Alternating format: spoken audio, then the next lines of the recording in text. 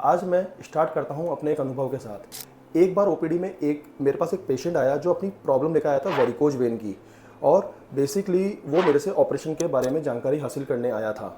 मैं उसके पास 2-3 डॉपलर की रिपोर्ट्स भी थी जिसमें कि वेरिकोज वेन को बता रखा था, डीप वेन्स को नॉर्मल बता रखा था। उसके पास वो 2-3 डॉक्टर्स को भी दिखा चुका था जिसने उसको ऑपरेशन बता रखा था। उसके पैर काले थे, उसके पैर में एक अल्सर भी हो रखा था, स्किन बिल्कुल टाइट हो रखी थी। मैंने उससे पूछा ये कब से है, तो वो बोला ये तो बहुत सालों से है, मेरे बार बार अल्सर होता है, बार बार अपने आप हील हो जाता है, फिर वापस से हो जाता है, पर पूरी तरह से मेरा इसमें ठीक नहीं हो पा रहा है, तो मुझे अब लेजर का ऑपरेशन कराना है। मैंने उसका डॉपलर टेस्ट किया और उसमें एक न्यू फाइंडिंग्स आई जिसका नाम था क्रोनिक डीवीटी, यानी कि पेशेंट की जो डीप वेन्स थी उसमें किसी तरह से कहीं ना कहीं उसकी वॉल मोटी हो रखी थी, वो थिकन थी, यानी कि पहले कभी न कभी इसको डीवीटी रहा है, जिसकी वजह से उसके पैर का ब्लड ऊपर प्रॉपर्ली नहीं जा पा रहा था। विश्वास करिए दोस्तों, उसका पूरा ट्रीटमेंट प्लान चेंज हो गया। अगर अपन बाहर की रिपोर्ट के बेस पे या फिर रॉन्ग आइडेंटिफिकेशन के थ्रू अगर उसके वेरिकोज वेन का ऑपरेशन कर दिया जाता तो उस मरीज के साथ क्या क्या हो सकता था वो मैं आपको इस वीडियो में शेयर करूँगा। साथ में ये भी शेयर करूँगा कि इस पेशेंट को हमने किस तरह से इसको और इसके अल्सर को ठीक किया, उसके बारे में भी मैं आपको इस वीडियो में बताऊंगा। मैं हूं डॉक्टर दीपक अग्रवाल, इंटरवेंशन रेडियोलॉजिस्ट। मैं जयपुर में प्रैक्टिस करता हूं। पैर में 2 तरह की वेन्स होती है। पहली डीप वेन्स जो कि मांसपेशियों के थ्रू होकर गुजरती है, जो कि नीचे से दूषित या डीऑक्सीजनेटेड ब्लड को हार्ट तक लेकर जाने का काम करती है। दूसरी होती है सुपरफिशियल वेन, यानी कि बिल्कुल स्किन के नीचे की वेन्स होती है। कुछ ट्रिगर फैक्टर की वजह से किसी भी कारणवश अगर मरीज को डीप वेन्स में क्लॉट बन जाता है, जिसको डीप वीनस थ्रोम्बोसिस बोलते हैं, जो कि एक तरह का लैग अटैक है। पैर में 2 तरह की वेरिकोज वेन होती है। एक जो कि वॉल्व के डैमेज होने की वजह से जो वेरिकोज वेन होती है उसको प्राइमरी वेरिकोज वेन कहा जाता है। एक जो कि डीवीटी होने के बाद जो वेन्स होती है उसको सेकेंडरी वेरिकोज वेन्स कहा जाता है, यानी कि डीवीटी होने के बाद हुई है। इन दोनों के ट्रीटमेंट में बिल्कुल क्रॉस जमीन आसमान का डिफरेंस है।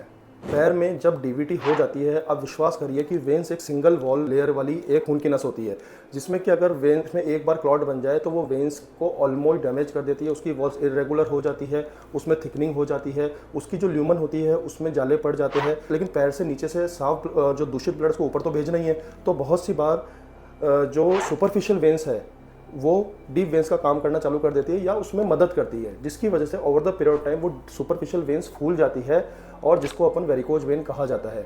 दोस्तों 2 डिफरेंट तरह के प्लान हो गए। अगर प्राइमरी वेरिकोज वेन है तो आपका उसका ऑपरेशन कराना है either laser technique, either glue technique और आइदर ओपन सर्जरी के थ्रू। अगर सेकेंडरी वेरिकोज वेन्स है तो उसमें किसी तरह का ऑपरेशन नहीं कराना, टोटली ऑपरेशन कॉन्ट्राइंडिकेटेड है। उसमें क्या करना है, उसमें आपको क्लास 2 कंप्रेशन स्टॉकिंग्स पहननी है। ये स्टॉकिंग्स मिड थाई तक आती है, वो स्टॉकिंग्स पहननी है। साथ में कुछ बेसिक लो डोज में खून पतला करने की दवाई आपको लेनी है और कुछ बेसिक लाइफस्टाइल मॉडिफिकेशंस करने हैं। तो अगर आपको वेरिकोज वेन है तो सबसे पहले ये आपको कंफर्म करना है कि आपकी varicose vein primary varicose vein है या सेकेंडरी वेरिकोज वेन है। उसके बाद ही अपन को ट्रीटमेंट की तरफ जंप करना है।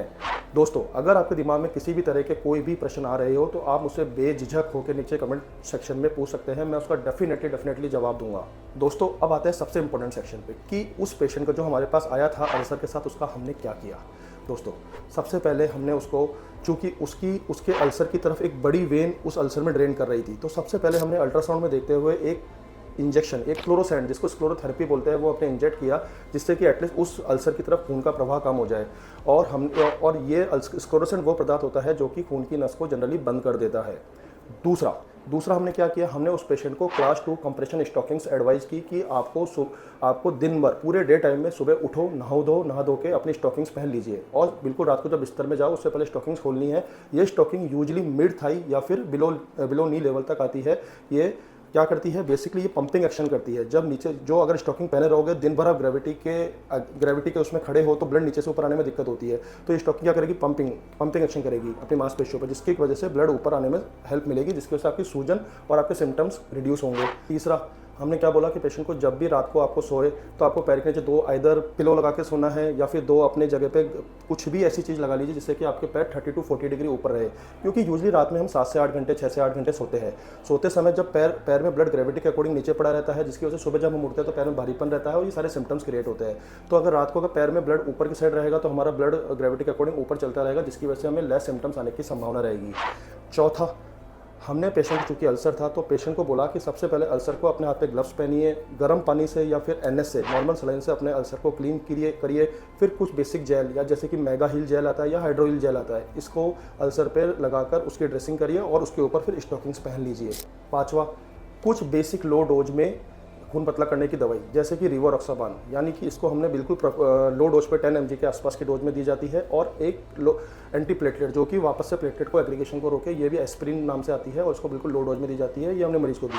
विश्वास करिए 1 महीने बाद जब मरीज आया तो उसका अल्सर पूरी तरीके से हील हो चुका था।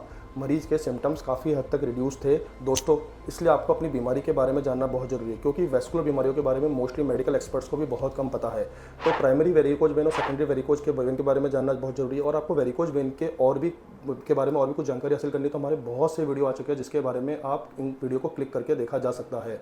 तो आप अपनी बीमारी के बारे में बिल्कुल जानिए और उसके बारे में थोड़े एक्सपर्ट बनिए।